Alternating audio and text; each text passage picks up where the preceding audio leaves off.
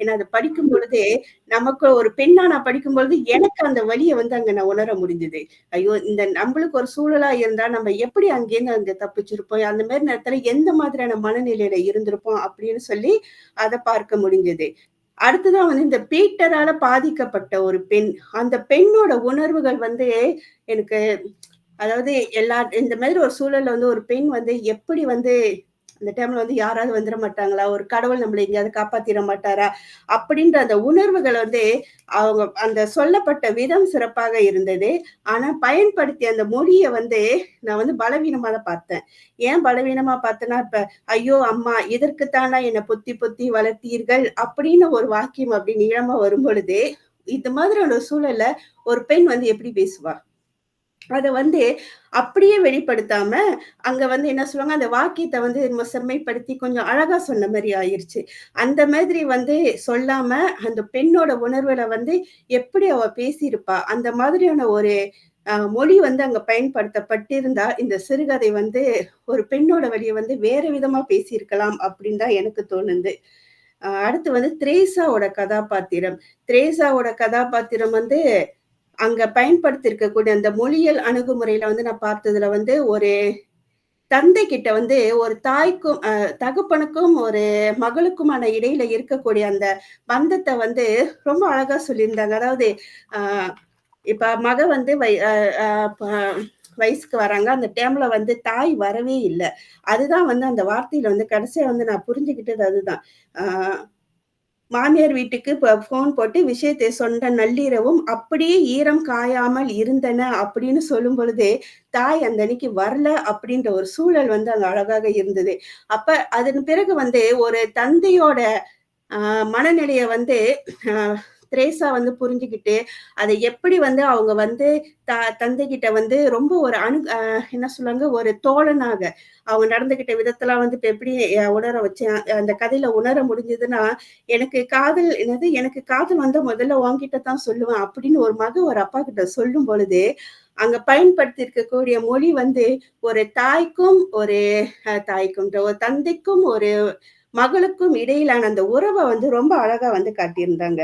எனக்கு இந்த இடத்துல வந்து அந்த சூழல் வந்து ரொம்ப பிடிச்சிருந்தது. அ அடுத்து வந்து கேத்ரின்ற ஒரு கதாபாத்திரம் பெயர் அளவுல மட்டும் தான் கதையில இருக்கு. ஆனா அந்த கதாபாத்திரத்தோட சூழல வந்து உணர்த்துனது வந்து இப்ப நான் சொன்ன மாரி மகள் வந்து வயசுக்கு வந்த பிறகும் வந்து தாய் வராததப்ப, அத வந்து ரொம்ப கனமாக்கி சொல்லாம, அங்க வந்து அவங்க வந்து வரல, அந்த ஈரம் காயல அப்படின்ற அந்த ஒரு வார்த்தையே போதும். அவங்களுடைய அந்த உணர்வுகள வந்து ரொம்ப அழகா காட்டியிருந்தது. அடுத்ததா வந்து பெண்ணிய அணுகுமுறை அப்படின்னு சொல்லி இந்த கதையில வந்து நான் பார்த்ததுல என்னன்னா, ஒரு பெண் வந்து எப்பயுமே ஒரு ஆணுக்கு வந்து அடிமைதானா? இது போன்ற இந்த சூழல்கள் வந்து எப்பொழுதுமே மாறாதா? அப்படின்ற அ ஒரு உணர்வ வந்து இந்த கதை வந்து ரொம்ப என்னது வலிய கொடுத்தது. ஏன்னா பெண்கள் அப்படின்னு சொன்னாலே அவங்கள வந்து ஒரு பலவீனமானவர்களாக பார்த்து, பார்த்து, பார்த்து திரும்ப, திரும்ப வந்து நம்ம இது போன்ற கதைகளை படிக்கும் பொழுது, இன்னும் வந்து பெண்கள் பலவீனமா தான் இருந்துகிட்டு இருக்காங்களா? இதை தாண்டி வந்து இன்னும் அவங்க வெளியில வரலையா? அப்படின்னு ஒரு சூழல் வந்து யோசிக்க வைத்தது. இந்த கதைய நான் வாசித்தபோது வந்து அதாவது திறனாய்வு முறையில நான் இப்படி புரிஞ்சுகிட்டேன். ஆனா விமர்சனம்ன்ற ஒரு பார்வையில பார்த்தா, இந்த கதையில வந்து நான் பேசுறது நெறைய விஷயங்கள் இருக்கு. இப்ப தலைப்பு வந்து ஊழ்வினை அப்படின்னு நான் வாசித்த போதே, முதல் முதல் வாசிப்பிலே வந்து தெரிஞ்சிருச்சு. திரேசா வந்து காணாம போயிட்டாங்க. பீட்டர் தேடுறாருன்னு. அப்ப அந்த தலைப்பு வந்து இந்த கதைய வந்து இப்ப திரேசா காணாம போயிட்டாங்க. பீட்டர் தேடும் பொழுது, நிச்சயமாக வந்து ஏதோ ஒரு பழைய சம்பவத்த வந்து இந்த கதை சொல்லப்போது அப்படின்றது வந்து ஓரளவுக்கு வந்து ஊர்ஜினப்படுத்த முடிஞ்சது.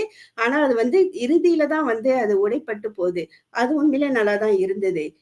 மத்தபடி இந்த கதைய பற்றி நான் பேச நினைச்சது இவ்வளவுதான். ஓகே. அடுத்து மதி சார் பேசுங்க.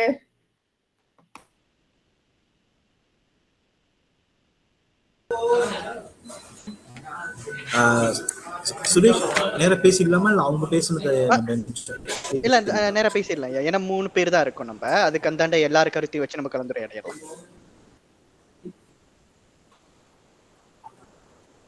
சரி, ஓகே. முதல்ல இந்த அனைவருக்கும் அன்பு வணக்கம். மீண்டும் அங்க கொஞ்சம் சத்தமா இருக்கு. நெக்டியில இருக்கேன். ஒரு ஓரமா போய் உட்காந்துட்டேன், சத்தமே வரக்கூடாதுன்னு. ஆனா அங்கதான் எல்லாம் ஆர்டர் பண்ணிருக்காங்க வருஷம் ஊழ்வினை மாதிரியே இருக்கு. ஓகே, ஆஹ் என்னன்னா, எனக்கு இந்த கதையை நான் படித்தேன், 2 முறை நான் படித்தேன். முதல்ல தலைப்பு நான் எனக்கு எது முறையா சொல்லணும் அடுக்கணும்னு எனக்கு தெரியல. நான் சொல்றேன், அப்புறம் சுரேஷ் ஐயா எனக்கு எனக்கு கொஞ்சம் கைட் பண்ணுங்க. எனக்கு முதல்ல நான் அந்த தலைப்பு பார்த்தோன்னே எனக்கு ஓரளவு ஐடியா வந்துருச்சு. ஊழ்வினை உருட்டு வந்து விட்டோம்னு சொல்லுவாங்க. அந்த ஊழ்வினைன்றது இது ஏதோ கர்மா, ஏதோ செஞ்ச பாவம் ஒண்ணு பின் தொடருது, அல்லது அது அவனுக்கு ஒரு ஒரு ஏதோ ஒரு லெசன் கொடுக்க போகுது அப்படின்னு சொல்லிட்டு எனக்கு ஓரளவுக்கு கதையை யூகிக்க முடிஞ்சது. அது ஒரு விஷயம். மேபி அந்த அந்த அந்த அந்த தலைப்பு எனக்கு கொஞ்சம் புரிய வைக்காம கதையில படிச்சு நான் புரிஞ்சுக்கிட்டேன்னா இன்னும் கொஞ்சம் நல்லா இருந்திருக்குமோன்னு எனக்கு தோணுச்சு. அதாவது இந்த இந்த கதை வந்து சிவா தான் எழுதினாரு சொல்லி சொன்னீங்க. சிவாவோட அந்த சிரி சிரி எனக்கு தெரியும், சிவாவோட கேரக்டர் ஒரு சிந்தனை ஓரளவு தெரியும். ஆக இந்த இந்த கதை வந்து அந்த இலக்கியத்தன்மை, அந்த அழகு, அந்த ஒரு கவிதை, அந்த அந்த அந்த கவிதையில ஒரு வழி இருக்கும், அந்த கவிதையில ஒரு வழி இருக்கும் பண்ணிட்டு ஒரு ஒரு ஒரு அந்த ஒரு எதிர்பார்ப்பு கிடைக்கல. இந்த சிவா கதையா படிக்கிறவனுக்கு எனக்கு ஒரு ஒரு ஒரு கவிதை தன்மை இருக்குன்னு சொல்லி நான் நம்பினேன். ஒருவேளை சிவா பேர் இல்லை, அது யாருன்னு சொல்லி இல்லைன்னா நான் இந்த கருத்தை முன் வச்சிருக்க மாட்டேன். சரிங்களா? ஓகே, நான் வந்து இந்த அணுகுமுறைகள்ல வந்து அந்த அழகியல் அணுகுமுறை அல்லது அது மொழியில கூட இருக்கலாம். ஓகே, அழகியல் வந்து ஒரு சில அழகியல் நான் எப்படி பாக்குறேன்னா, ஒரு சில வார்த்தைகளை அந்த யூஸ் பண்ற விதம் வந்து ரொம்ப அழகா இருக்கு, நான் அப்படி பாக்குறேன். கயபாச சொல்லுவோம் மல்லையில. இப்ப 1வது பக்கத்துல வந்து சுவர் கடிகாரம் கூப்பிட்டது. சுவர் கடிகாரம் கூப்பிட்டது வந்து மல்லையில வந்து அது வந்து கயபாசல் வந்து பெர்சோனிஃபிகாசி சொல்லுவாங்க. அதாவது மனித தன்மை மனிதர்கள் அல்லாதவர்கள் வந்து மனிதர்கள் போல செயல்படுவது. அதெல்லாம் வந்து கிராமட்டிஸா இருக்கு, ரொம்ப கிராமட்டிக்கலி ரொம்ப அழகா இருக்கு. அது எனக்கு ரொம்ப பிடிச்சிருச்சு. அப்புறம் அந்த முதல் பக்கத்திலேயே 2வது பேராகிராஃப்ல வெளியே சுற்றி திரிந்தன கண்கள், வெரி பியூட்டிஃபுல். அந்த வெளியே சுற்றி திரிந்தன கண்கள் வந்து ஒரு ஒரு ஒரு இது வந்து பேரடாக்ஸ். ஓகேயா? இது வந்து அதாவது அந்த அந்த வழி, அந்த வழி எல்லாமே என்னன்னா அவர் மனசு, அந்த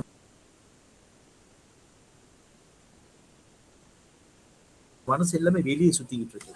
அது அணுகுமுறை கூட நீங்க கைட் பண்ணலாம். முதல் பக்கம் 3வது பத்தி தான் பாருங்க. மாநிலம் என்றாலும் மகாலட்சுமி போன்ற ஒரு முகம் நினைவு. அத இந்த இந்த இந்த ஒரு விஷயத்த கொஞ்சம் கொஞ்சம் மாத்தலாமோ, பெண்ணிய அணுகுமுறையா கூட இருக்கலாமோ. முகமா இருந்தா மகாலட்சுமியா தான் இருக்கணுமா?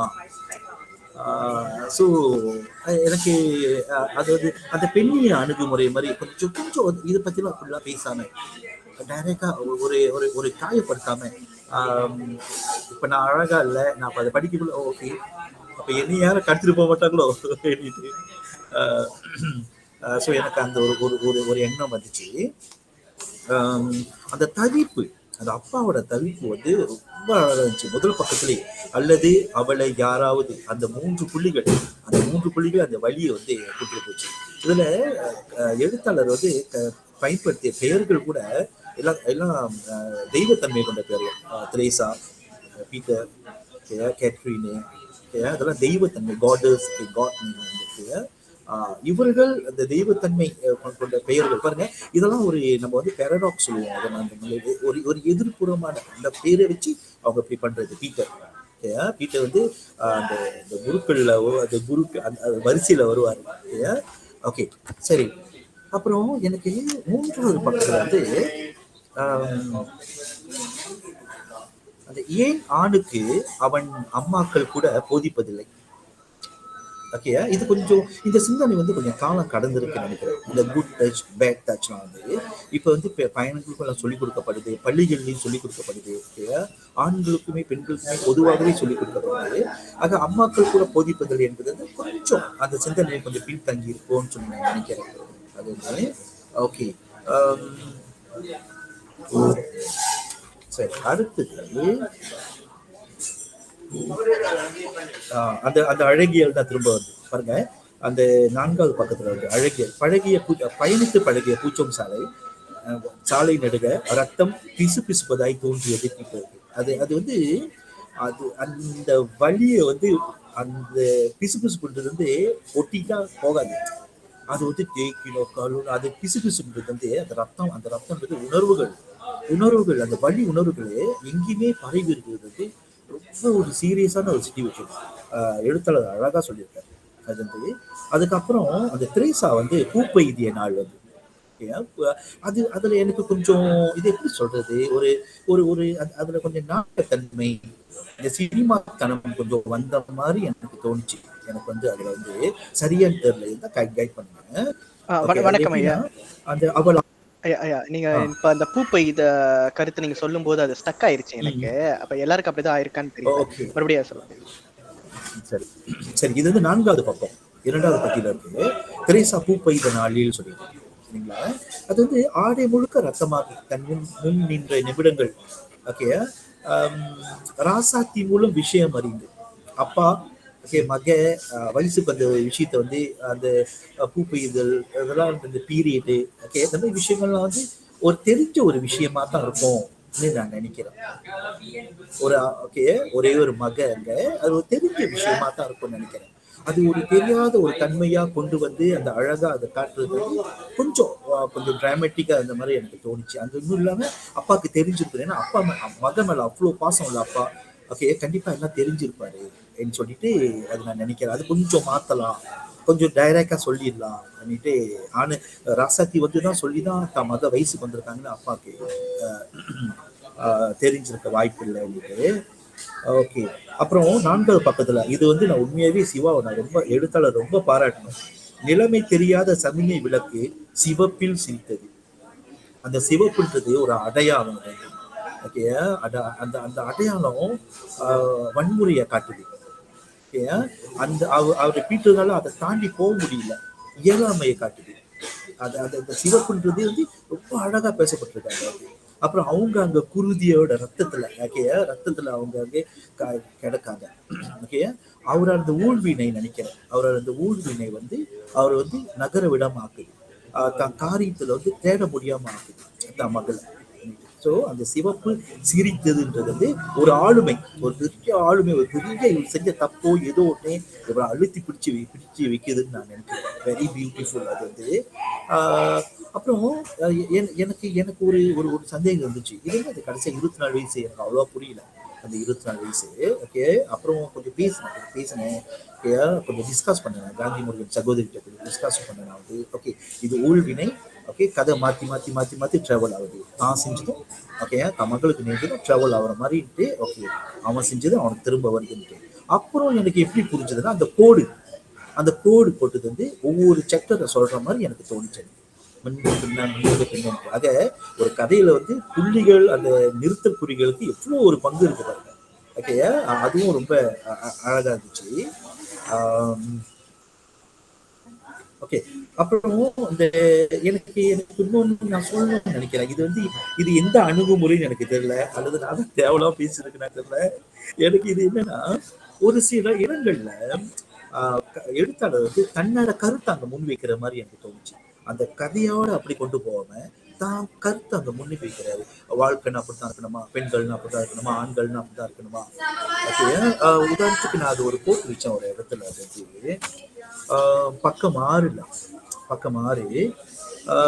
1 2 3 4 பெண்ணை வெறும் உடலாக மட்டும் பார்க்கும் இவர்கள் வீட்டில் எல்லாம் பெண்களே இல்லையா இது. எழுத்தாளர் வந்து தன்னோட கருத்தை அங்க முன் வச்சு கதையை கொஞ்சம் பின்னி தள்ளி தான் சொல்ல வேண்டியது அங்க சொல்ல வந்துட்டாரோ. ஒரு ஒரு மோரல் வேல்யூ கொடுத்தே ஆகணும், டைரக்டா கொடுத்தாங்க. இப்ப எனக்கு அதெல்லாம் படிச்சுன்னு என்ன வந்து பண்ணிச்சுன்னா, பெண்களை நம்ம ரொம்ப உயர்வா மதிக்கணும், அதெல்லாம் சரிதான். அந்த கதையோடய சொல்லியிருந்தா இன்னும் கொஞ்சம் நல்லா இருந்திருக்குமோன்னு சொல்லிட்டு எனக்கு தோணுச்சு.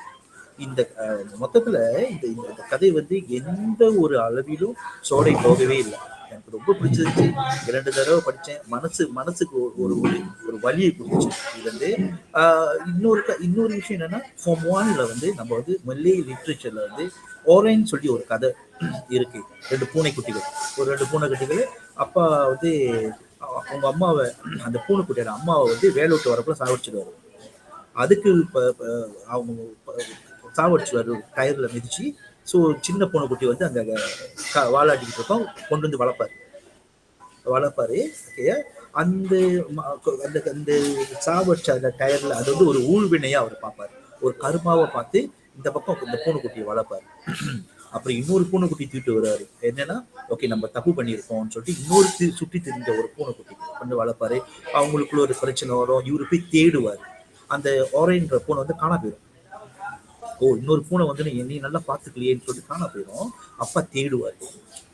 அப்பா தேடுவாரு, பிள்ளைங்களை விட்டு தேட சொல்லுவாரு.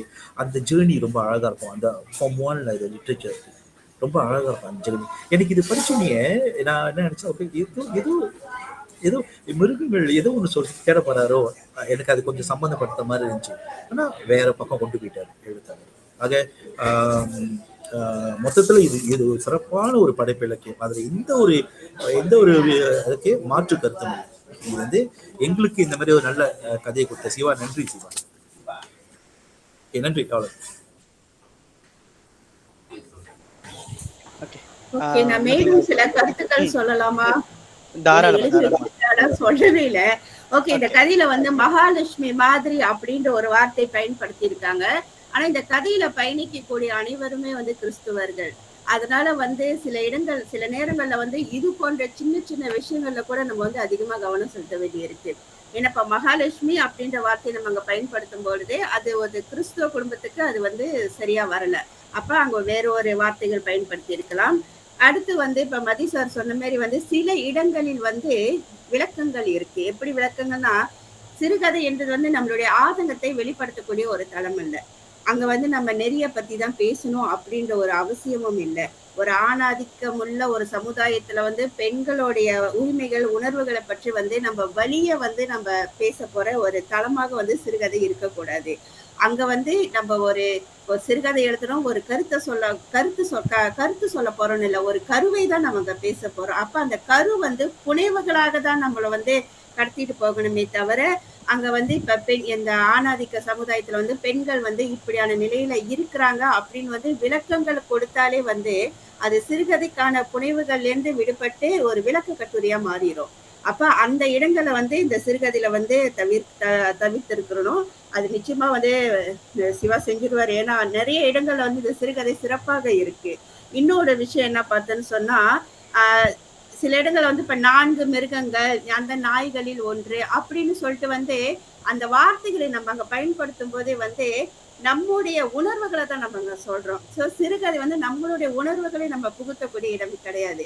அதனால வந்து அந்த மாதிரியான வார்த்தைகளை பயன்படுத்துவதை விட்டுட்டு இப்ப அந்த 4 இப்ப இளைஞர்களோ இல்ல ஒரு 4 ஆண்கள் அப்படின்னு ஒரு பொதுவான ஒரு சூழலை வந்து கொண்டுட்டு போயிடலாம். இன்னொன்னு வந்து வசனங்கள் வந்து கதையில வந்து ஆரம்ப காலகட்டத்துல வசனங்கள் எல்லாமே வந்து யதார்த்தமா இயல்பா இருக்கு.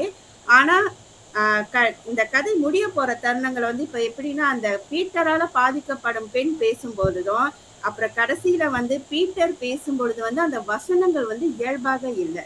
எப்படின்னா இப்ப ஒரு மொழி சார்ந்து ஒரு சிறுகதை எழுதி அதுல வந்து எப்படி வந்து அந்த வார்த்தைகள் சரியா எழுதப்பட்டிருக்கணும் அப்படியாப்பட்ட ஒரு சூழல்ல எழுதப்பட்ட மாதிரி இருக்கு. அப்படி எழுதாம அது வந்து வசனங்கள்ல வந்து இயல்பாவும் யதார்த்தமாவும் இருந்தா அந்த கதையை வாசிக்கும் பொழுது அந்த வாசிப்பிலே வந்து நம்மளோட உணர்வுகள் வந்து அந்த கதைக்குள்ள வந்து ரொம்ப வந்து சுலபமா பயணிக்க ஆரம்பிச்சிடும். ஏன்னா ஒரு கதைக்குள்ள வந்து பயணிக்க போறது வந்து வாசகன் தான். அப்ப அந்த வாசகனுக்கு வந்து அங்க வந்து இப்ப ஒரு கஷ்டத்தையோ இல்ல ஒரு சிரமத்தையோ வந்து அங்க சொல்லும் பொழுது வந்து ரொம்ப கஷ்டமான வார்த்தைகளை பயன்படுத்துறதை விட யதார்த்தமா மொழி நடையில இருந்தா அது இன்னும் வந்து ஒரு ஆழமான ஒரு தாக்கத்தை கொடுக்கும். ஓகே, என்னுடைய பார்வை அவ்வளவுதான். நன்றி. ஓகே, நன்றிங்கக்கா. நன்றிங்க சார். எனக்கு என்ன ரொம்ப சந்தோஷமா இருக்குன்னா, நம்மளுடைய ஆரம்பத்திலேருந்து விமர்சனத்திலேருந்து நம்ம பார்த்துட்டு வரும்போது நம்மளுடைய பார்வை வந்து ஆழமா இருக்கு. ஒரு சிறுகதை அணுகும்போது ஒரு இலக்கியத்தை வந்து அதோட திறனை ஆய்வு செய்யும் போது அதுல உள்ள ஆழம் வந்து அதிகமா இருக்குன்னு நம்மளால பார்க்க முடியுது. கொஞ்சம் சந்தோஷமான விஷயமா தான் இருக்கு நமக்கு. நம்ம மேல வந்து இந்த கருத்துல வந்து உடன்பாடு இருக்கு, இல்ல இது வந்து நான் இப்படி எழுதுனேன் இப்படி பார்க்கலாம் அப்படின்னு சொல்லி நம்ம பேசுறதெல்லாம் அடுத்த இதுல பார்ப்போம். நான் என்னுடைய திறனாய்வை முடிச்சிடுறேன். ரொம்ப சின்ன திறனாய்வு தான். அதுக்கு அடுத்து நம்ம அடுத்த அந்த செஷனுக்கு போயிடலாம். சரிங்களா? நினைங்க, நான் என்னோட ஸ்க்ரீனை ஷேர் பண்ணிக்கிறேன்.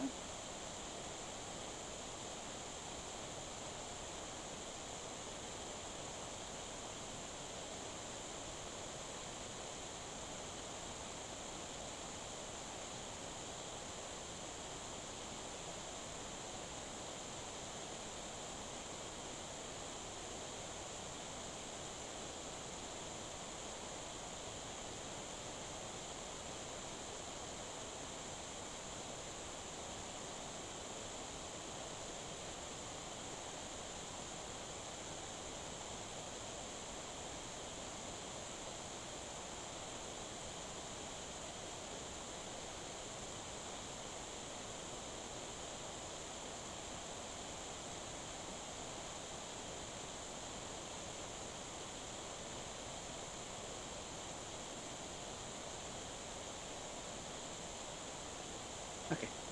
விளங்குதா? ஸ்க்ரீன் தெரியுதா? ஓகே. நம்ம ஒரு ஸ்க்ரீனை ஓரமாக வச்சுக்கிறேன்.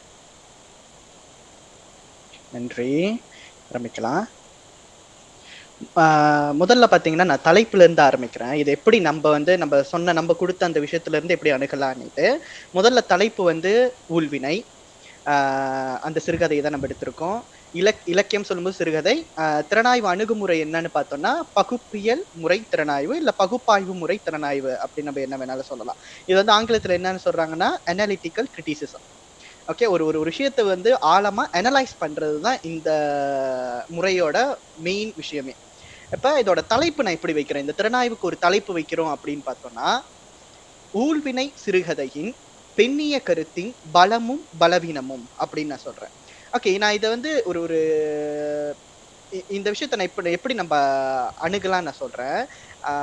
இப்ப பகுப்பாய்வு நம்ம எடுத்துக்கிட்டோம்னா, அந்த பகுப்பாய்வை செய்யும் போது ஒரு அந்த சிறுகதையில இல்ல அந்த இலக்கியத்தில் உள்ள ஒரு கூரை நம்ம தேர்ந்தெடுத்துக்கிறோம். அந்த கூரை ஏதாவது ஒரு அளவுகோல் வச்சு இல்ல அந்த அளவுகோலை வச்சு நம்ம வந்து திறனாய்வு செய்யணும். இப்ப இந்த இடத்துல பாத்தீங்கன்னா, இங்க வந்து நான் பெண்ணிய கூறுகள் எடுத்திருக்கேன், பெண்ணிய சிந்தனைகள் எடுத்திருக்கேன். அதை ஒரு அளவுகோல் நான் வைக்கும்போது அதோட பலம் என்ன பலவீனம் என்ன அப்படின்னு சொல்லி ஆராய்ச்சி செய்ய போறோம். ஸோ அப்ப வந்து பகுப்பாய்வுன்னு சொல்லும் போது அது வந்து ஒரு ஒரு பகுப்பாய்வு திறனாய்வு சொல்லும் போது அது ஒரு ஸ்ட்ரக்சரா நம்மளுக்கு வந்து செய்யறது. சரிங்களா? இது அந்த முறை திறனாய்வு. முதல்ல அது போறதுக்கு முன்னுக்கு உங்ககிட்ட எல்லாம் எனக்கு ஒரு கேள்வி இருக்கு. இல்லைங்க, அடுத்த ஸ்கிரீனை மாத்திக்கிறேன். ஓகே. தெரியுதா? இதுக்கு யாரால பதில் சொல்ல முடியும்? உங்களுடைய பார்வை இதுல சரி தப்புன்றதை விட உங்களோட பார்வை எப்படி இருக்குன்னு எனக்கு தெரிஞ்சுக்க நான் விரும்புறேன். ஊழ்வினையை வெல்ல இயலுமா அப்படின்னு சொல்லிட்டு யாராவது சொல்ல முடியுமா?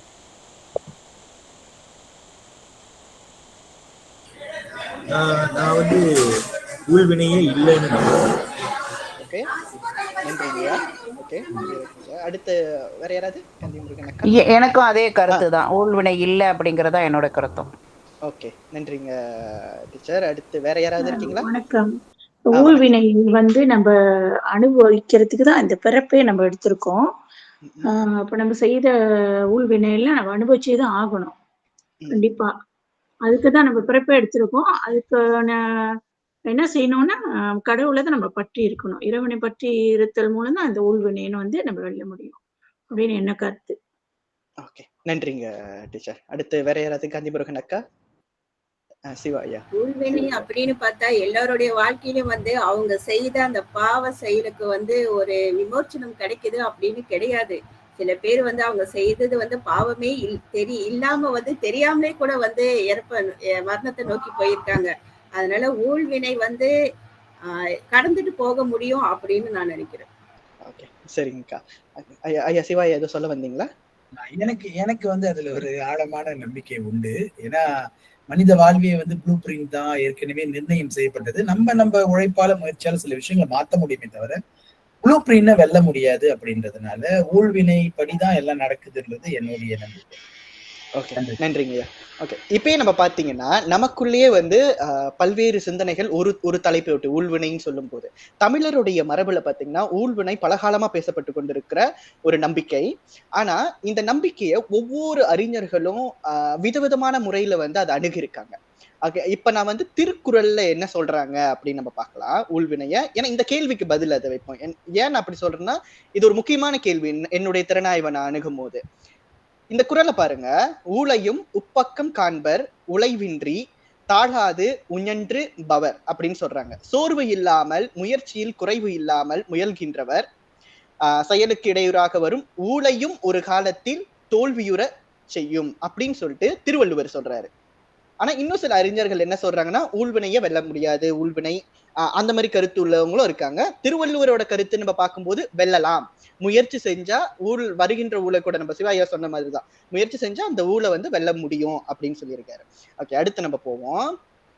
அடுத்து பாத்தீங்கன்னா முதல் கருத்து நான் எதை வைக்கிறேன்னா பாலின அடிப்படையிலான வன்முறை விளக்கம். நான் இதை பலம் பலவீனம் சொல்லியிருந்தேன். 3 கருத்துக்கள் மட்டும் தான் நீங்க பேச போறேன்.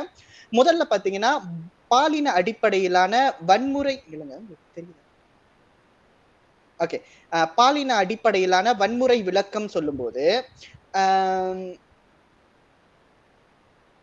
இந்த இடத்துல பாத்தீங்கன்னா அந்த பெண் எதிர்நோக்குற விஷயத்த பெண்ணுக்கு நடக்கிற பாலின துன்புறுத்தல எழுத்தாளர் வந்து கொண்டு சேர்க்கும் போது அதோட நோக்கம் எனக்கு என்னவா இங்க தெரியுதுன்னா, அந்த துன்புறுத்தலோட வலி என்னன்னு சொல்லி வாசகர்களுக்கு புரிய வைக்கணும் அப்படின்ற ஒரு நோக்கம் இருக்குமோன்னு சொல்லிட்டு எனக்கு தோணுது நம்ம வாசிக்கும் போதே. அது சரியா செஞ்சாங்களா எழுத்தாளர் கேட்டா ரொம்ப அருமையா செஞ்சிருந்தாங்க. ஏன்னா ஆரம்பத்துல இருந்து படிக்கும்போது எனக்கு வந்து மிகப்பெரிய ஒரு பாரம் உள்ளுக்கு இருந்துகிட்டே இருந்துச்சு.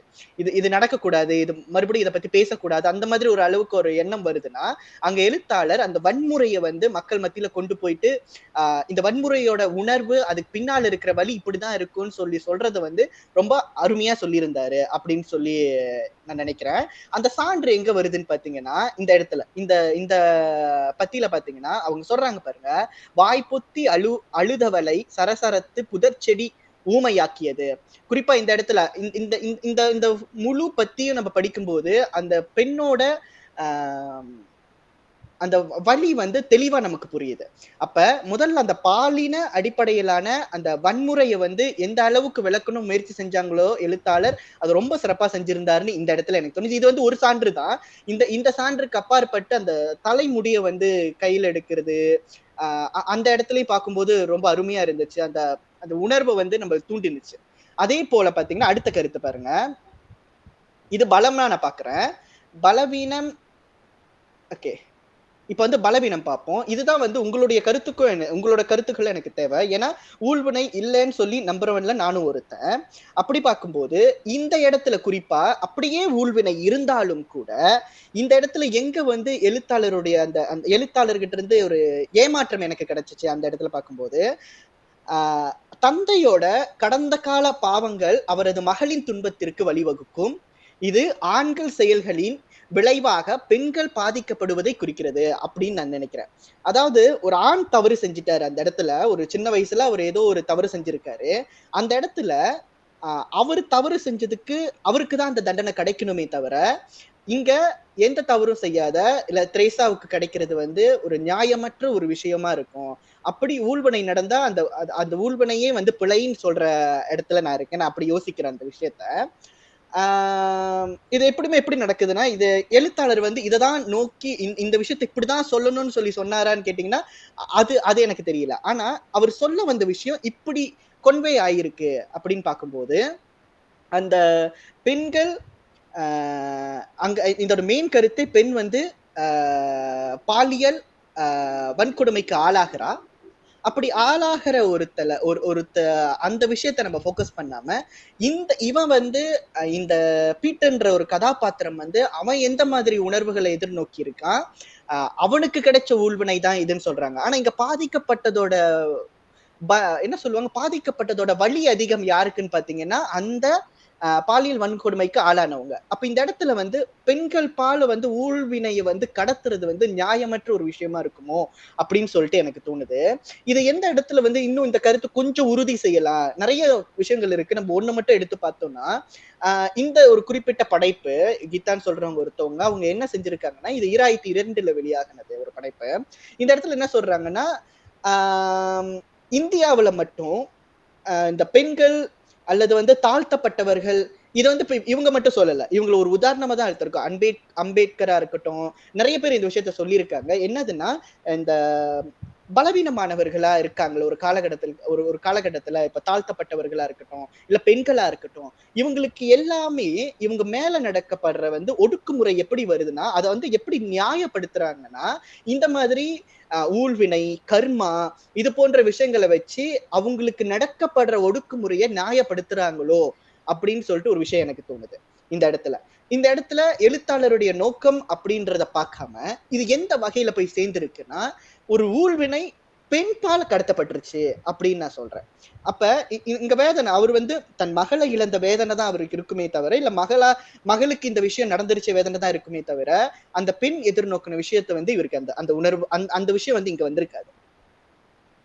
அதுக்கப்புறம் பாத்தீங்கன்னா உண்மையான குற்றவாளிகளை பொறுப்பு கூற வைப்பதற்கு பதிலாக மகளின் பாதிக்கப்பட்ட தன்மை அப்படின்னு நம்ம இங்க சொல்லியிருக்க முதல்ல சொன்ன விஷயம் தான் என்னதுன்னா, இந்த குற்றவாளியா இருக்கிற ஒருத்தரை போயிட்டு நம்ம தண்டனை கொடுக்காம குற்றவாளி இல்லாத ஒரு இடத்துல இதே வந்து எந்த இடத்துலயும் அந்த பெண்ணுக்கு நடந்தது வந்து நியாயப்படுத்த முடியாது. ஆனா இங்க ஏதோ ஒரு வகையில நியாயப்படுத்தப்படுதோ ஊழ்வினை ஒரு விஷயம் வந்து அப்படின்னு எனக்கு தோணுது. இங்க ஒரு ரொம்ப என்ன சொல்லுவாங்க, ரொம்ப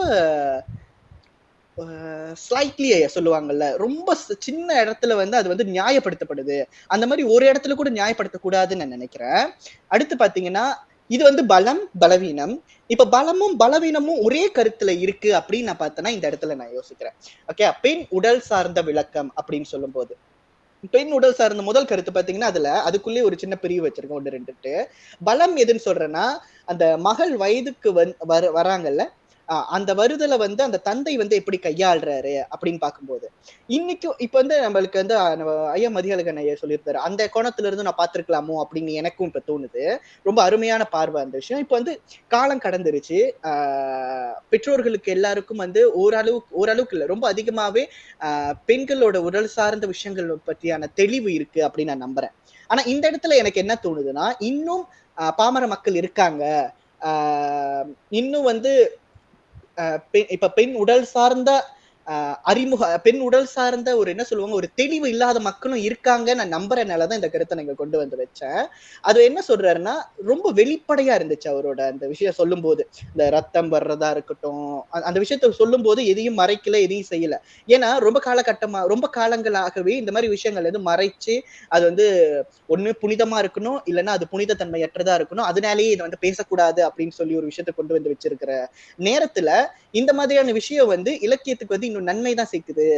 அது மறைச்சு சொல்ல வேண்டாம், ரொம்ப வெளிப்படையாவே அதை சொல்லலாம் அப்படின்னு சொல்றது வந்து இவரும் கையாண்டிருக்காரு. இது ஒரு இலக்கியத்திற்கு ஒரு நல்ல ஒரு பாதையை உருவாக்கி இருக்கு அப்படின்னு நான் நினைக்கிறேன். அடுத்து பாத்தீங்கன்னா பலவீனம். இதே விஷயத்த நான் இந்த இடத்துல எங்கன்னு பாக்குறேன்னா, பெண் உடல் மீதான உலகின் வன்பம் மிக கீழ்த்தரமானது அப்படின்னு சொல்லியிருந்தாரு. ரொம்ப அருமையான கருத்து. அங்க அது பலமா இருக்கு.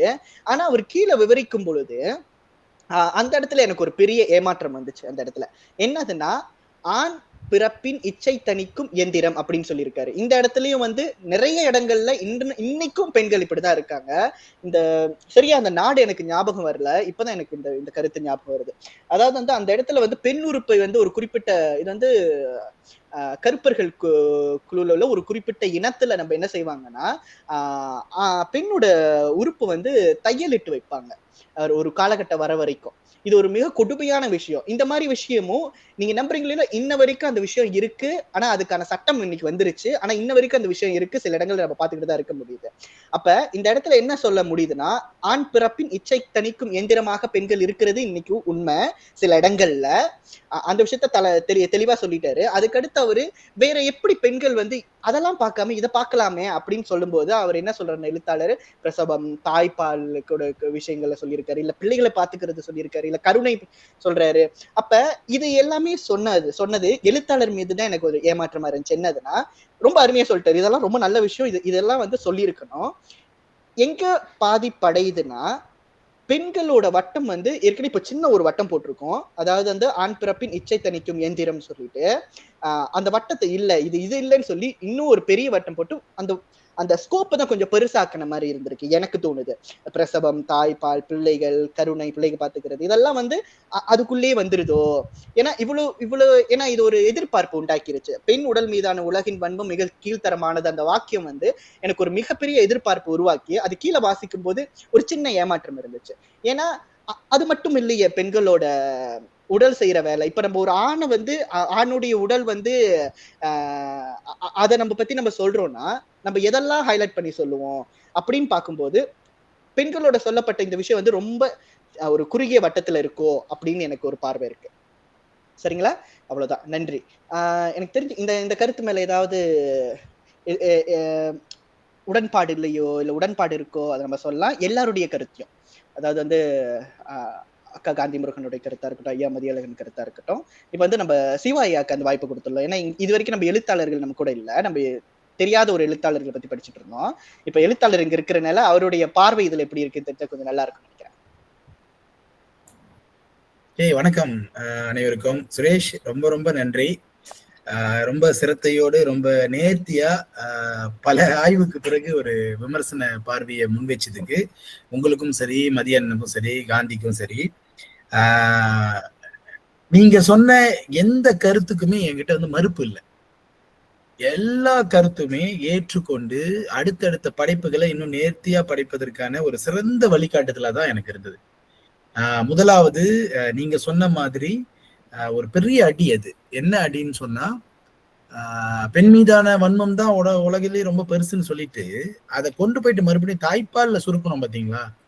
நான் எழுதும் போது அந்த சிந்தனை இல்லை நமக்கு. நம்ம என்ன நினைக்கிறோம்னு சொன்னா, பெண்களை புனிதப்படுத்துறதுக்கு இதை நம்ம இந்த வார்த்தைகளை பயன்படுத்திக்கலாம்னு நினைக்கிறோம். ஆனா அதுதானே திரும்ப திரும்ப அவங்களுக்கான கட்டுப்பாடா விதிக்கப்படுது அப்படின்ற தர்க்க ரீதியான ஒரு கருத்து வந்து எனக்கு இந்த வேதம் புதிது படத்துல பாலுதேவர் தோல்ல உட்காந்துக்கிட்டு அந்த பையன் ஒரு கேள்வி கேட்பானே, அந்த அந்த மாதிரி இருந்தது எனக்கு. ஸோ அது தொடங்கி அப்புறம் இது காலத்துக்கு பிற்பட்ட ஒரு கருப்பொருள் தான், அதையும் நான் உணர்ந்துட்டேன்.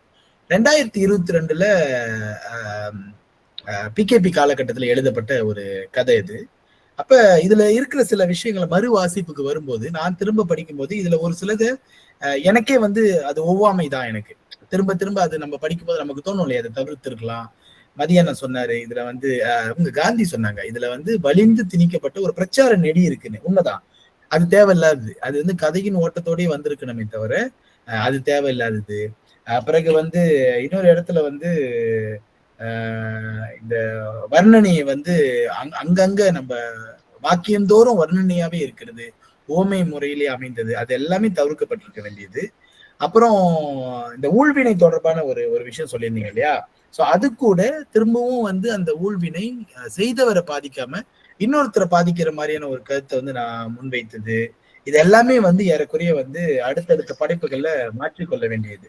ஆனா இருந்தாலும் கூட இப்ப படைப்பாளர்களை வைத்துக்கொண்டு நம்ம ஒரு விமர்சனம் செய்யும் போது நமக்கு ஒரு பெரிய வாய்ப்பு என்ன கிடைக்குதுன்னு சொன்னா, நம்ம பார்வையில் அதை நம்ம எப்படி நினைச்சு செஞ்சோம், அதனுடைய முடிவு தப்பா போயிருக்கலாம், அதனுடைய முடிவு வந்து ஏற்றுக்கொள்ளப்படாத ஒரு விஷயமா போயிருக்கலாம். ஆனா நம்ம அதை எப்படி செஞ்சோன்றது வந்து ரொம்ப ரொம்ப அழகான ஒரு விஷயம். ஏன்னா சம்பந்தப்பட்டவர் என்ன நினைச்சு செஞ்சிருப்பாருன்றதுக்காக.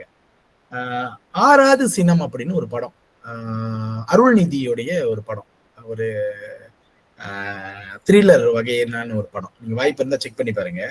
அந்த ஆறாவது சினம் படத்துல வந்து மெசேஜ் என்னன்னு சொன்னா, உங்களுக்கு தண்டனை கொடுக்கறத விட உங்களுக்கு பிடிச்சமானவங்களுக்கு தண்டனை கொடுத்தா அது அதிகமா வலிக்கும்ன்றதுதான் அந்த ஆன்லைன் ஸ்டோரி. அது அதே மாதிரியான ஒரு கதைக்களம் வந்து தெரி படத்துலயும் இருக்கும்.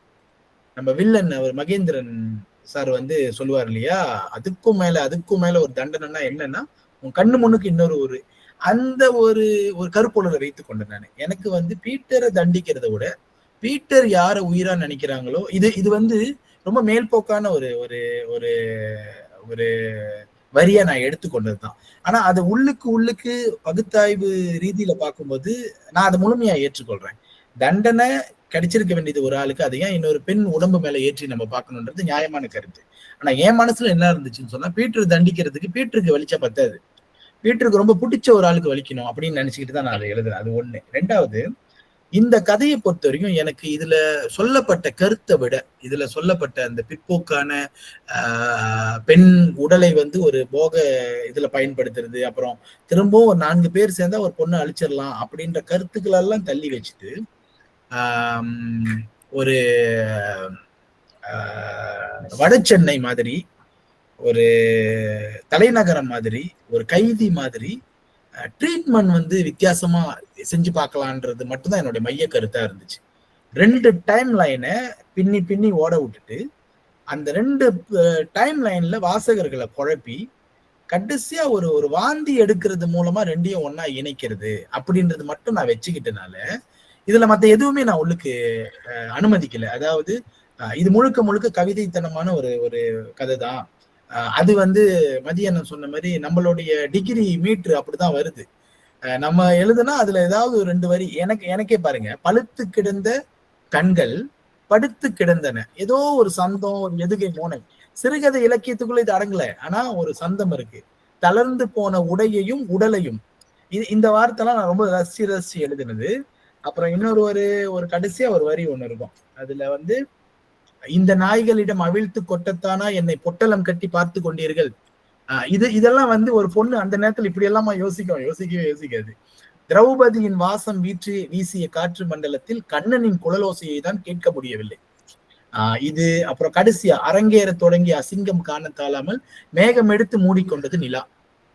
அப்ப என்னுடைய ரூட் ரொம்ப கிளியரா என்ன வச்சுக்கிட்டேன்னா, ஒரு கதையில கவிதையை சொல்லணும்டா, ஒரு கவிதையை கதையா சொல்லணும். ஓகே, அந்த ட்ரீட்மெண்ட்டுக்கு மட்டும்தான் நான் முக்கியத்துவம் கொடுத்ததுதான் இந்த கதையில நான் எடுத்துக்கொண்ட பாணி. அதனால மேபி சிறுகதை இலக்கணத்துக்குள்ள நீங்க சொன்ன எல்லாமே சரி. அதுல வந்து நிச்சயமா வந்து அந்த சிறுகதை இலக்கணத்துக்குள்ள இது அடங்கலதான்.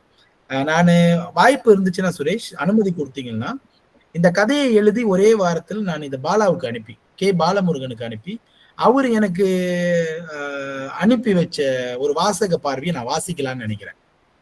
அது இன்னும் நம்ம எல்லாத்துக்குமே பயனா இருக்கும். அது ரொம்ப நல்லா இருந்துச்சு எனக்கு. அந்த காலத்துல அவர் வந்து ஒரு வகையில வந்து இதை வந்து ரிஜெக்ட் பண்ணிட்டாரு. இது வந்து பாலமுருகனால் சிறுகதை பாணியிலிருந்து ரிஜெக்ட் செய்யப்பட்ட ஒரு கதை. அது ஒரு தந்தையின் மனவேதனையும் ஒரு பெண்ணின் அவல நிலையையும் ஒரு சேர பயணிக்க வைத்து இரு நிகழ்கால நிகழ்வுகளையும் படம் பிடித்து காட்டிய கதை. பாராட்டுகள். சினிமா பட காட்சிகளை பார்த்தது போன்ற உணர்வை தந்தது.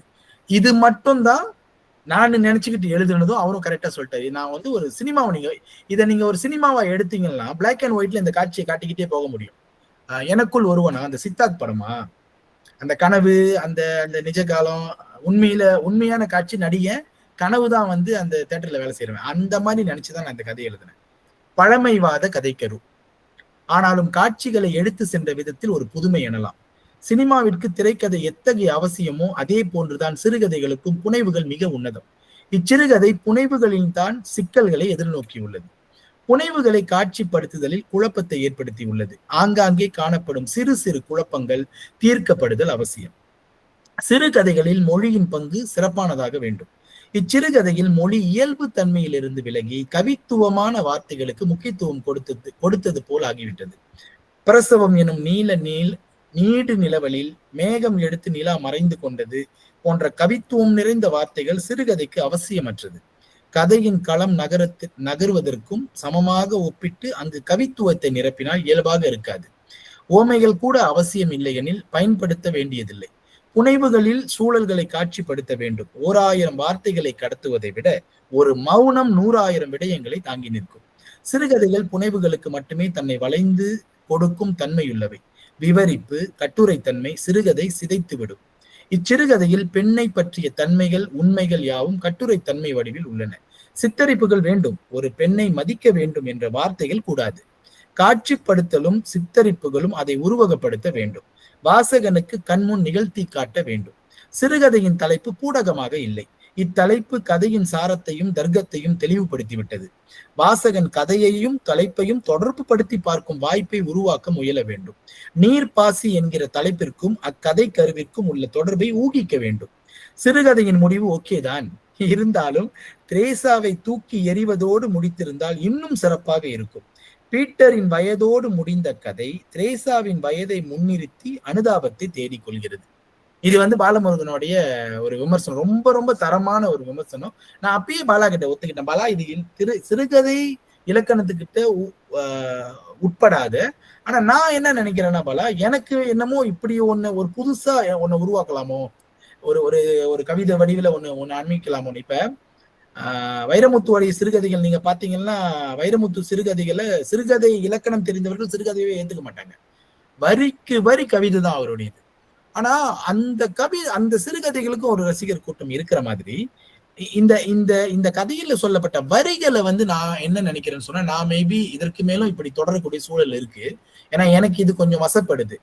ஆனாலும் அந்த வரிகள் வசப்படுற அளவுக்கு இதுல சிறுகதைக்கான தன்மைகள் இல்லைன்றத உங்க விமர்சனத்தின் வாயிலா மிக மிக சத்தியமா நான் உணர்றேன். ஏன்னா இங்க நீங்க சொன்ன பல விஷயங்கள் நானுமே இப்ப யோசிச்சு பாக்குறேன். இவ்வளவு நெருக்கமான ஒரு அப்பாவுக்கு வயசு வர்ற சின்ன சம்பவம் தெரியாதா இல்லையா?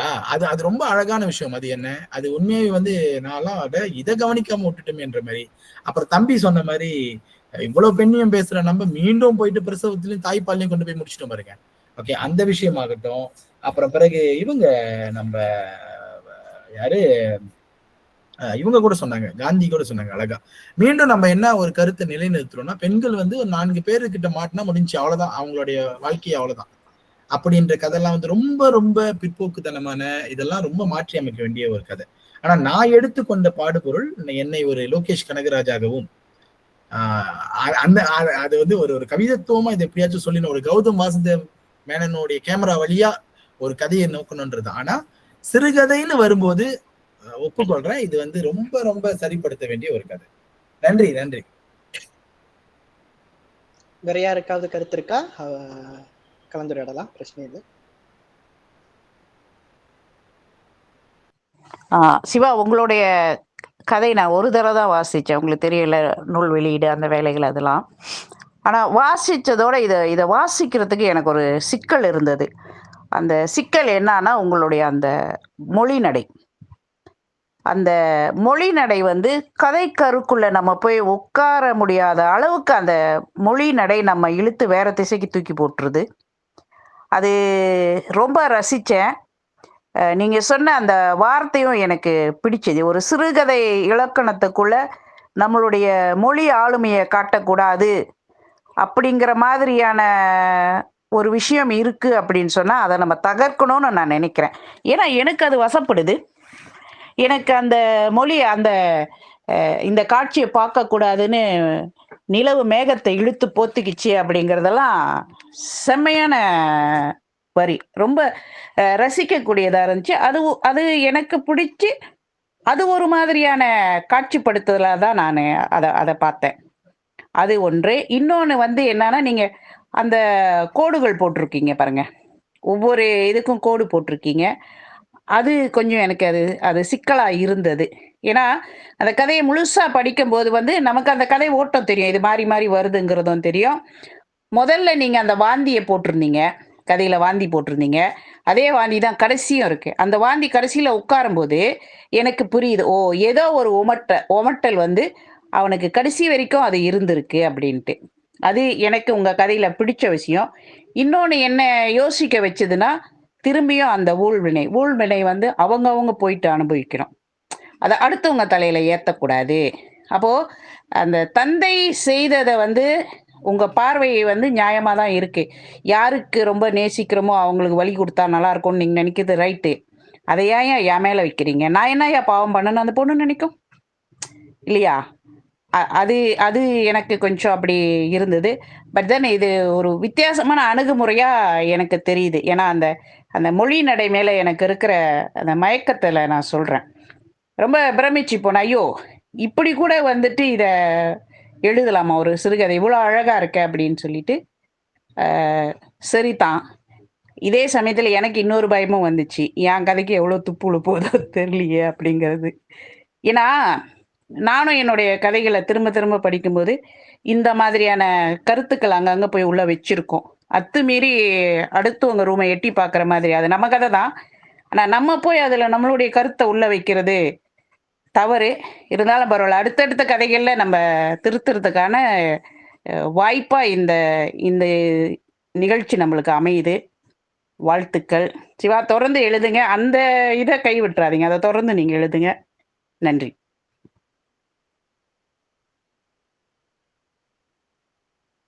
வேற யாருக்காவது கருத்து இருக்கா?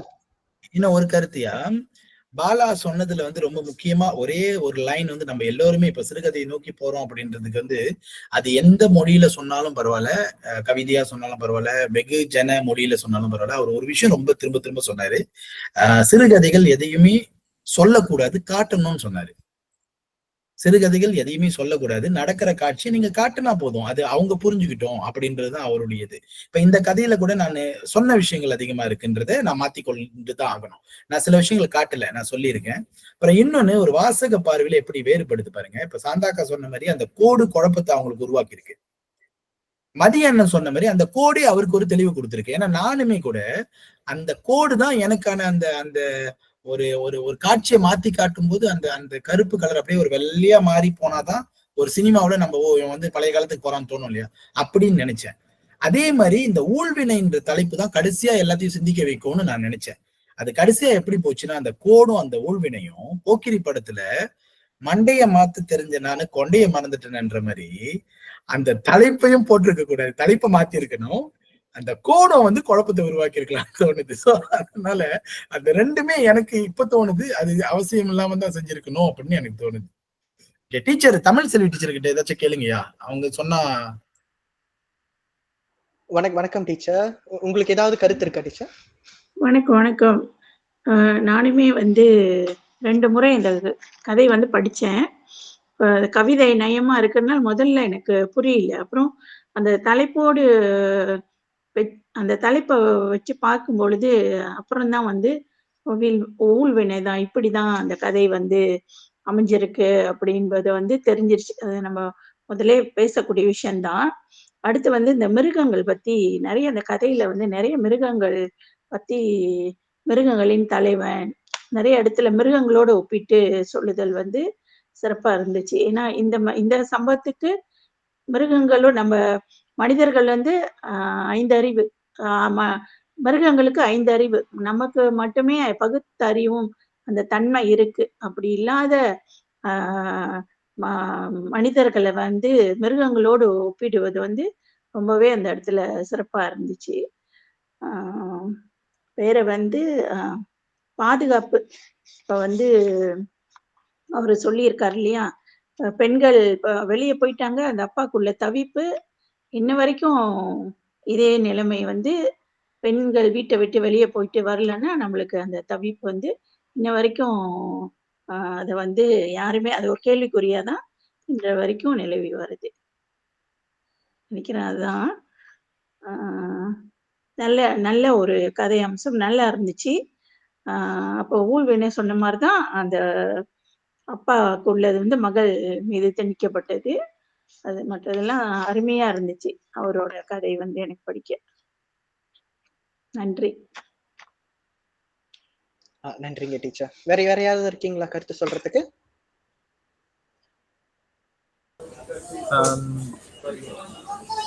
சுரேஷ் சுரேஷ் தம்பி, என்னன்னா நான் ஒரு ரிக்வெஸ்ட் ஒண்ணு முன்வைக்கலாம் பாருங்க எப்படின்ட்டு. இப்ப இந்த அணுகுமுறைகள் கொடுத்துருக்கீங்களா? 12 இருக்குன்னு நினைக்கிறேன். 2 4 இருக்கு. எதனாச்சும் ஒரே ஒரு சிச்சுவேஷன் வச்சு இந்த அணுகுமுறைகளை மாற்றி காட்டுறதுக்கு என்னாச்சும் ஒரு ஒரு ஒரு வாய்ப்பு இருக்கா? ஒரே சிச்சுவேஷன் தான். இது வரலாற்று இதுல எப்படி பார்க்கலாம், இலக்கியத்துல, மானுடையவையில மேபி ஒரு 2 3 சிச்சுவேஷன்ஸ் கூட இருக்கலாம். ஏன்னா இன்னும் கொஞ்சம் நான் கொஞ்சம் ஆழமா நான் கொஞ்சம் புரிஞ்சுக்கணும்னு பாக்குறேன் அது. ஏன்னா நான் நீங்க எல்லாம் சொல்றத பார்க்க எனக்கு ஒரு 4 5 அணுகுமுறை அதை நான் போய் உட்காந்துக்கிறேன். இன்னும் ஸ்பெசிஃபிக்கா என்னால போக முடியல.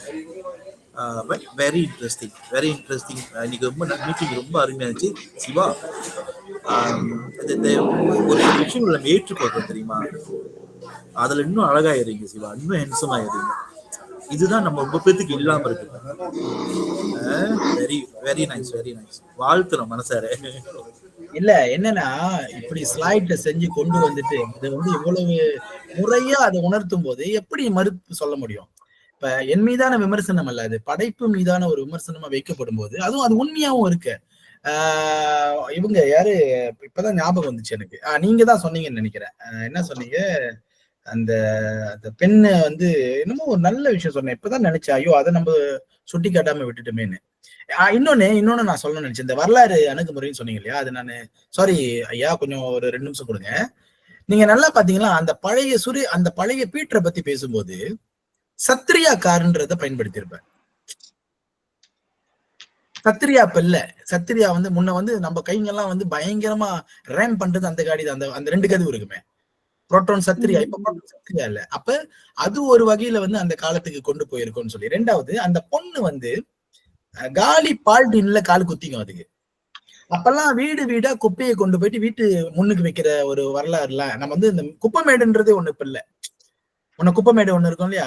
அப்ப அந்த குப்பமேட்டு தாண்டி தான் அந்த பொண்ணு ஓடி இருக்குன்னு போது அப்ப அது கண்டிப்பா 2000 இல்ல, அது கண்டிப்பா 90s 80s தான் இருக்கணும்ன்றது இந்த குறிப்புகளை வச்சுதான் அது பழைய காலன்றதை நான் காட்ட முயற்சி பண்ணேன். அதுதான் அந்த வரலாற்றுல நான் சொன்னேன். மேபி சுரேஷ் கூட அதை பத்தி பேசலாம். நன்றிங்கய்யா. இப்ப நீங்க முதல்ல கேட்டிருந்தீங்களா, இந்த வரலாறுல இருந்து ஆரம்பிப்போம். இப்ப வரலாறு, இப்ப ஒரு அணுகுமுறை நம்ம எப்படி எடுக்கிறோம்னா, அது வந்து எந்த இலக்கியத்தை படிக்கிறோம், அந்த சிறுகதை படிக்கிறோம், அதுக்கு எது ஏற்புடையதா இருக்கு அப்படின்னு சொல்லிட்டு நம்ம அதை வைக்கிறோம். இப்ப சிவாயா சொன்ன மாதிரியே இதை வந்து நம்ம பார்க்கல. ஏன்னா நம்ம ஒவ்வொருவரும் ஒரு கோணத்துல இதை எடுத்துட்டு போயிருந்தோம். ஏன்னா வரலாற்று அணுகுமுறையை அதுல வைக்கல. வெறும் நம்ம வரலாற்று அணுகுமுறையை வச்சிருந்தோம்னா ஐயா சொன்னதை விட இன்னும் அதிகமா கூட நம்ம கண்டுபிடிச்சிருக்கலாம் அந்த இடத்துல. அப்ப நம்ம அணுகுமுறை இப்ப நம்ம வந்து ஆய்வு செய்யறோம்னு வச்சுக்கோங்களேன். ஆய்வு வந்து நம்ம ஆய்வு அங்கங்க ஓடாம இருக்கிறதுக்கு ஒரு சின்ன ஒரு நம்மளுக்குள்ளே கடிவாளம் போட்டுப்போம். ஓகே, இது மட்டும்தான் என் ஆய்வு, ஆப்ஜெக்டிவ் வச்சுப்போம்ல ஒரு 3. அந்த மாதிரி இந்த திறனாய்வு செய்யும் போதும் அந்த ஆய்வோட அதே விஷயங்களை தான் இங்க நம்ம பயன்படுத்த போறோம். என்ன வைக்கிறோம்னா, ஓகே, என்னுடைய ஆய்வுல என்னுடைய பார்வையில வெறும் மொழியியல் மட்டும் இருந்துச்சுன்னா, அணுகுமுறை மட்டும் இருந்துச்சுன்னா, மொழியியல்ல என்னென்னலாம் பார்க்க முடியும் தேடணும். வருணனை பத்தி பார்க்கலாம், வேற என்ன பார்க்கலாம், வேற அந்த கதை பின்னல் எப்படி இருக்குன்னு, கதை பின்னல் கூட வேணாம், அந்த வாக்கிய அமைப்புகள் எப்படி இருக்குன்னு பார்க்கலாம், சிறுகதைக்கு ஏத்த வாக்கிய அமைப்பு இருக்கா, இந்த மாதிரி சொல்லிட்டு அந்த வெறும் மொழியியல்ல நம்ம ஃபோக்கஸ் பண்ணி போகலாம். இங்க என்ன ஆகுதுன்னா, நம்ம அதுல மட்டும் இல்லாம நம்ம இன்னொன்னு எடுப்போம். அதனாலதான் என்ன செய்வோம்னா, ஆய்வு செய்யும் போது தலைப்பு ஒண்ணு வச்சிருவோம். இது வந்து நம்ம அடுத்த ஆய்வுல நம்ம செய்யலாம். நான் அடுத்து ஏதாவது யோசிச்சுட்டு வரேன். நீங்க சொன்ன மாதிரியே ஒரு உதாரணம் கொடுத்து நான் அதை அடுத்து வந்து உங்களுக்கு விளக்க நான் முயற்சி பண்றேன். ஒரே ஒரு பத்திய வச்சு இல்ல ஒரு கதையை வச்சு எத்தனை அணுகுமுறை உள்ளுக்கு திணிக்கலாம், இது நிறைய வகையில பார்க்கலாம். இப்ப ஐயா சொன்ன மாதிரி என்ன அந்த இடத்துல வந்து நம்ம நிறைய பேச முடியாதுன்னுட்டு நம்ம என்ன செய்யறோம், ஒரு நிறைய 2-3 அணுகுமுறை சேர்த்துக்கிறோம் இந்த இடத்துல. அது மட்டும் தான் நம்ம அடுத்த வகுப்புல வந்து நம்ம இன்னும் தெளிவா பார்க்கலாம். இன்னொன்னு என்ன, என்னோட சார்புல இருந்து நான் சிவா என்கிட்ட என்ன சொல்லணும்னா, நீங்க எந்த கதை வேணாலும் நீங்க கொடுத்திருக்கலாம் இந்த விமர்சனத்துக்கு, இந்த திறனாய்வுக்கு. ஆனா நீங்க வந்து தேர்ந்தெடுத்து உங்களுடைய இந்த கதையை நீங்க கொடுத்தது வந்து எனக்கு படிக்கும்போது ஓகே, சரியான முறையில செஞ்சிருக்காரு, அவருக்கு தெரியுது திறனாய்வு செய்யறதுக்கு ஏற்புடைய ஒரு கதையை நீங்க கொடுக்கணும்னு சொல்லி கொடுத்தது. ஏன்னா எனக்கு மத்த கதை கொடுத்திருந்தாலும் நம்ம உள்ளவங்க ரொம்ப திணறி இருப்பாங்க. ஓகே, என்ன செய்யறது நம்மளுக்கு தெரிஞ்சிருக்காது. இந்த இடம் சொல்லும் போது பேசுறதுக்கு நிறைய இருக்கு. ஏன்னா வியூ, ஊழ்வினை சொல்லும் போதே வியூ அதிகமாயிரும், ஒரு இடத்துல ஒரு பார்வை அதிகமாயிரும். சோ அந்த விஷயத்த ரொம்ப சிறப்பா செஞ்சிருந்தீங்க, ரொம்ப நன்றி. இந்த கதையை நீங்க உள்ளுக்கு கொடுத்தது. இல்ல, அதுக்கு என்ன காரணம்னா சுரேஷ், இது வந்து நிராகரிக்கப்பட்ட கதை. இது வந்து ஒரு ஜெயிச்ச கதையை நான் கொடுத்திருந்தா அதுல என்ன இருக்குன்னு, எப்படி இதை வந்து விமர்சனம் செய்யறாங்க பாப்போம்னு கூட எனக்கு ஒரு எண்ணம் வந்திருக்கும். எனக்கு கன்ஃபார்மா தெரியும், பாலா வந்து சொல்லிட்டாரு இது வந்து கட்டுக்குள்ள அடங்கலன்னு சொல்லிட்டாரு. அப்ப இந்த கதைக்கு தான் எனக்கு வந்து உங்களுடைய கருத்துக்கள் வேணும். இப்ப அவரு இன்னொன்னு சொன்னாரு, மகாலட்சுமின்னு சொல்றீங்களே, அப்ப மகாலட்சுமி மாதிரி இருந்தா தான் அந்த பொண்ணா, அப்ப மகாலட்சுமி மாதிரி இல்லைன்னா அது வந்து எப்படி சொல்றதுன்னா, அதெல்லாம் அந்த வேதம் புதிது சத்யராஜுக்கு கிடைச்ச அறை, அதெல்லாம் உண்மைதான். நம்ம ஏன் அதை ஏன் அப்படி சொல்லணும், இப்படி இருந்தாதான் அழகு, ஏன் இப்படி இல்லைன்னா அழகு, இதெல்லாம் இனிமே எழுதும் போது ரொம்ப ரொம்ப கவனமா கையாளணும்.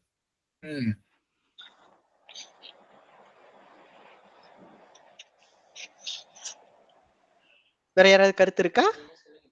சுரேஷ், முடிக்கிறதுக்கு முன்ன எனக்கு பதற்றமா இருக்கு, டைம் முடிஞ்சிருமோன்னு சொல்லி. ஏற்கனவே அப்படி ஒரு அனுபவம் இருக்கு. சொல்லுங்க. சாந்தாக்கா, உங்களுக்கு என்னுடைய மனப்பூர்வமான வாழ்த்துக்கள். உங்களுடைய நூல் வெளியீடு மிகச்சிறப்பா அமையும், கவலைப்படாதீங்க. நானும் என்னால முடிஞ்ச எல்லாருக்கிட்டையுமே வந்து செய்திய பரவ செஞ்சாச்சு. நான் வரும்போதும் நண்பர்களோடு தான் வருவேன். ஆக நிச்சயமா உங்க நூல் வந்து சொன்னது போலவே உங்களுக்கு ஒரு பெரிய விடியலா அமையும் அப்படின்னு வாழ்த்தி கொள்றேன். உங்களுடைய முயற்சி வீண் போகாது. நிச்சயமா இந்த நேரத்துல வந்து உங்க ஊழ்வினை வேலை செய்யும். நீங்க போட்ட உழைப்பு, உங்களுடைய முயற்சி, உங்களுடைய வேர்வைக்கு கண்டிப்பா பலன் இருக்கு.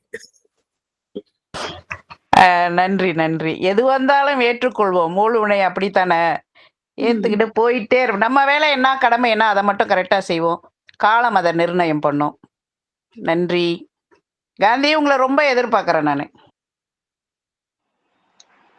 கண்டிப்பா வந்து சேர்ந்துருவேன் டீச்சர். நன்றிப்பா, நன்றி நன்றி. மதி சார், அவ்வளவு தூரத்துல இருந்து நீங்க வர வேணாம். அதுதான் டீச்சர் முயற்சி. இல்ல, வந்தீங்கன்னா நீங்க திரும்பி போறதுக்கு சிக்கலாகும், சிக்கலா இருக்கும். வேண்டாம், நம்ம ஜோஹூர்ல சந்திப்போம். வணக்கம் டீச்சர். என்னாலையும் கலந்து கொள்ள முடியாது டீச்சர், ஆனா நான் வேற ஏற்பாடு செய்யறேன் உங்களுக்கு. வாழ்த்துக்கள் டீச்சர். சிறப்பான ஏற்பாடா செய்யுங்க டீச்சர். நன்றி. சிறப்பா செய்யறேன்.